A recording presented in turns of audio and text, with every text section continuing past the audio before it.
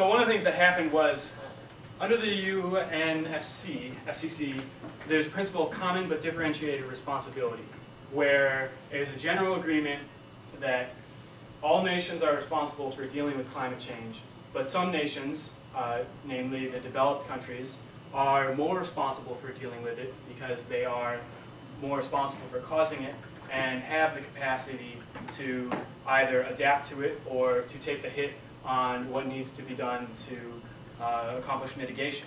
So that's a well-established common UNFC principle. It's in the Kyoto Protocol, even though the U.S. isn't a part of the Kyoto Protocol, it is a part of the UNFCCC, so it is theoretically obligated under that principle. But if you follow U.S. policy, you might be aware that the U.S. line, due to economic competitiveness, is that the U.S. will not agree to binding emissions targets until China and India do, which is a legitimate argument on just the pure face of the economics. You don't want to give your two largest competitors a huge leg up. But when you consider the climate implications of the fact that not many other nations, there are some other developed nations who think similarly, but most of the world does not think that China and India should be obligated to agree to the type of emission reductions that developed countries should, because they ought to have the same right to develop in the way that we did, that the U.S. is sort of alone on this, and China and India don't have a lot of pressure on them, besides coming from the U.S. and a few select other countries, to do this. So it's not something that's likely to happen, and it's sort of ethically questionable. So that's the U.S.'s line, that they won't do anything until China and India do. At this conference, China said, okay, well, let's talk about that. Let's talk about what that would mean and what you would need us to do for you to agree to binding emission reductions. And the basic U.S. response was, oh, well, yeah, we can do that, but it's still not going to mean anything. We're not really going to do it. Which is not unexpected, but it's still, it catches you a little bit because it really just unmasks that whole argument as just a facade for the unwillingness to take action. So, as you can see, perhaps from my tone of voice in some of the videos, the conference did not go as everybody had hoped. It was beginning to stall out towards the second week, and I don't want to make any more of a spectacle out of Al Gore than necessary, but he did come in at an opportune time, and he is a celebrity, and he did really change the atmosphere of the conference. He came in and gave a phenomenal speech in which he said, "You can feel anger and frustration and direct it at the United States of America, or you can make a second choice. You can decide to move forward and do all the difficult work that needs to be done, and save a large open blank space in your document and put a footnote by it. And when you look at that footnote, write the description of the footnote.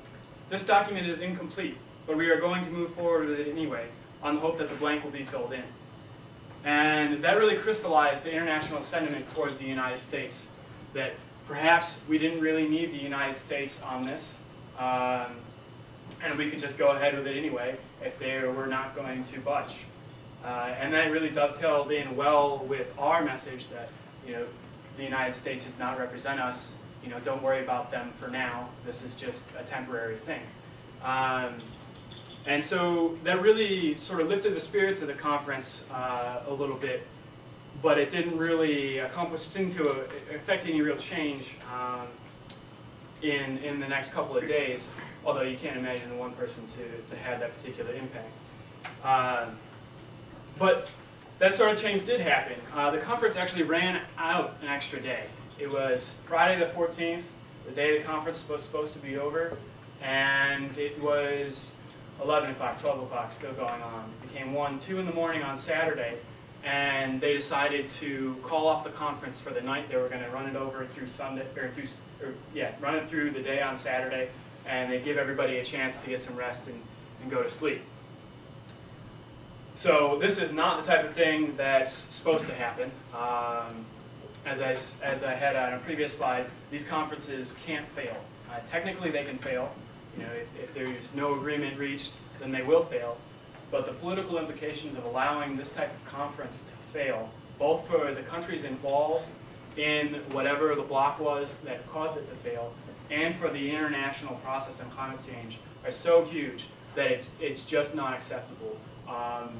You know, there's even, I think even the U.S. negotiators, I heard a rumor, were told that they were not allowed to let this talk fail. And if it did fail, it would probably set the process back, 5, 10 years, just because there's no framework for what happens if it doesn't go through. Nobody would know what to do. You know, can you restart it? I don't know. So on this extra Saturday, the Executive Secretary, the Secretary General of the United Nations, Ban Ki-moon, actually flew back to Bali. He had been there previously, gave his high-level speech, and left to go on to other UN business. But he was so worried that this might not go through that he flew back to give another speech on the opening of this Saturday morning. And so what was the block? There were a number of blocks going along that caused the conference to be delayed. But on this particular day, the U.S. was upset that they didn't feel that developed countries were going to have to do enough under the roadmap. It didn't mandate for them to have to do enough. Under the roadmap, they should take on, and this is a quote, measurable, reportable, and verifiable actions to cut their emissions. This is more than they've ever had to take on. And I should also note that under the roadmap, developed countries don't have to take on anything extra than they haven't previously, because the roadmap is just the framework for this next agreement. There's no mention of targets, although there tried to be, but that got blocked.